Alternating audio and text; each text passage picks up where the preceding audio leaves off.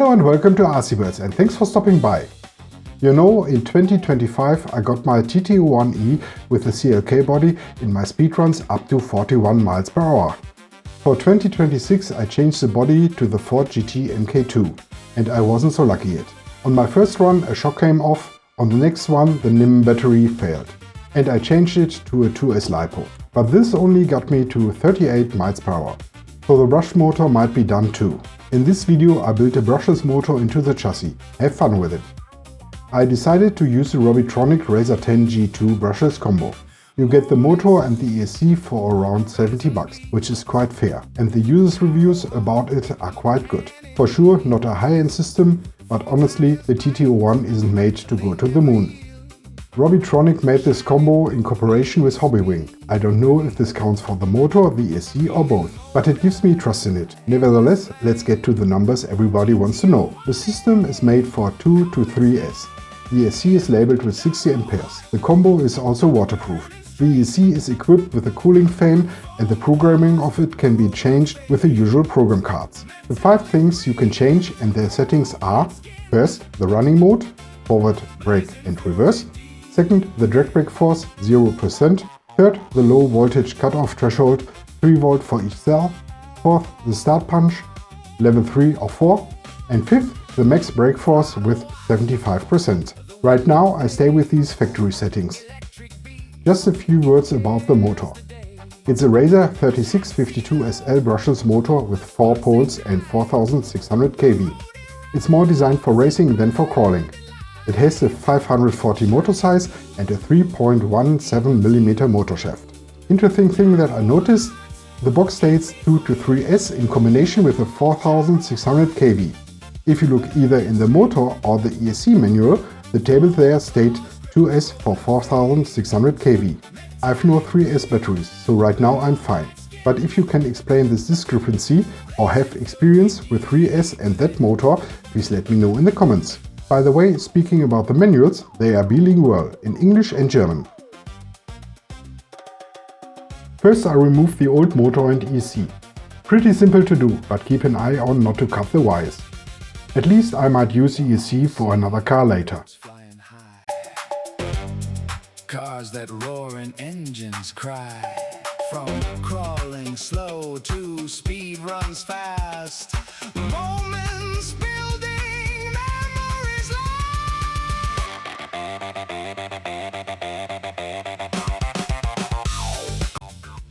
The next step is to remove the upper deck from the chassis. It's fixed with 8 screws. Please take some attention because there are 4 different screws. If you mix them up, you might ruin the gears. Number 3 right stops in the gear housing above the spur gear.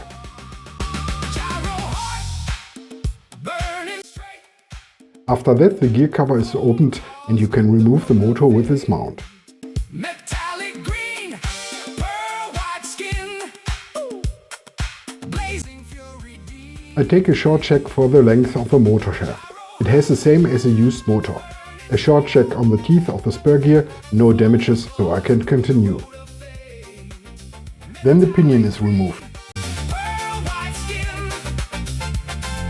Blazing fury deep within. I want to keep the paper heat shield for the brushless motor. Now it's time for the new motor. For the screws I use some Tamiya threadlock gel. This stuff is great. It secures the screws but makes no issues when you want to unscrew them later.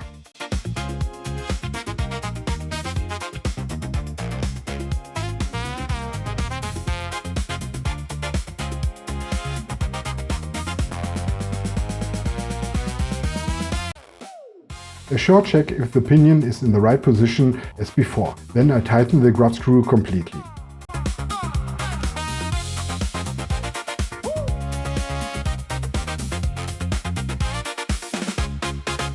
Morning sun, horizon bleeds. A good amount of grease and the gear cover can be put on again.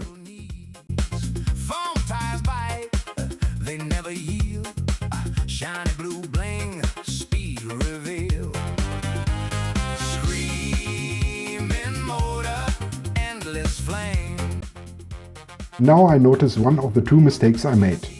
I wanted to have the motor wires coming up straight, but the upper deck is in the way. So I opened up the gearbox again and repositioned the motor.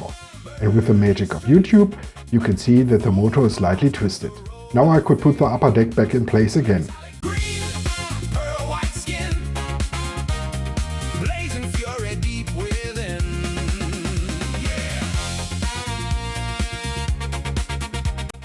And notice the second thing I had forgotten. Remember the heat shield the former motor had? Yes, again, unscrewing, putting the shield onto the motor and screw on the deck. Day, chassis low, the sparks ignite, the road erupts in blinding light. Shiny blue, a demon's hue.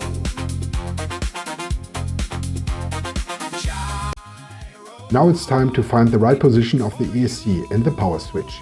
They are both fixed with double-sided tape. But keep in mind you need a good access to the switch. The programming button sits right beside it. The rest is plug and play.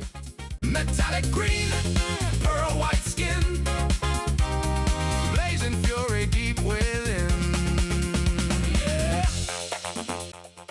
My first test is that the motor runs in the right direction.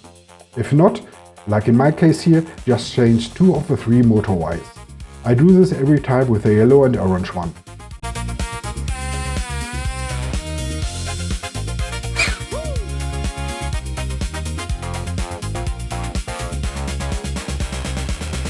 We are RC birds flying high, cars that roar and engines cry. From crawling slow to speed runs fast, moments building, memories last.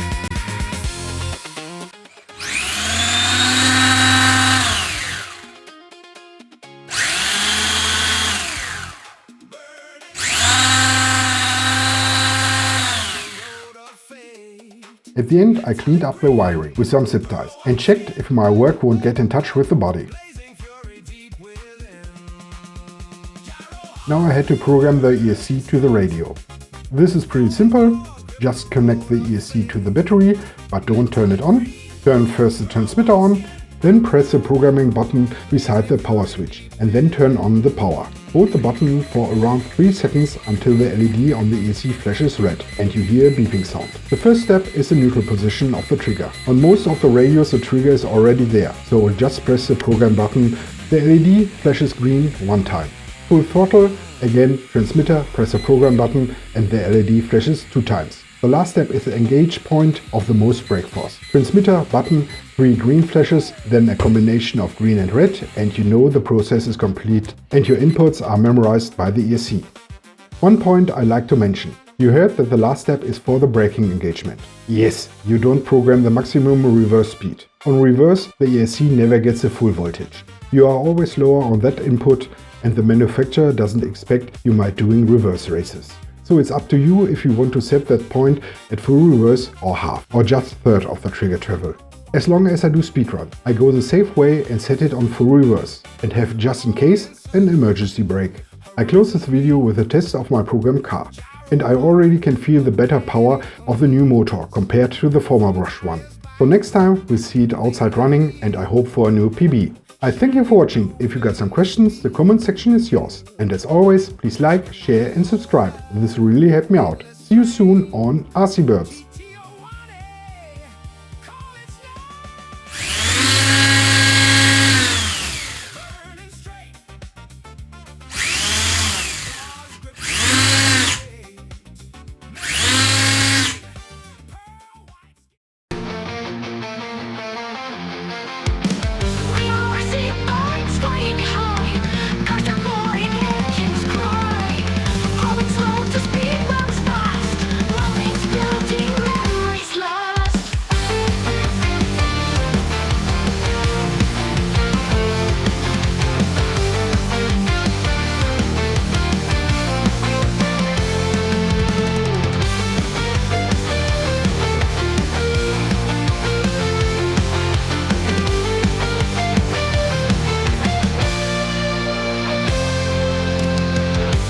I see birds flying high, cars that roar and engines cry.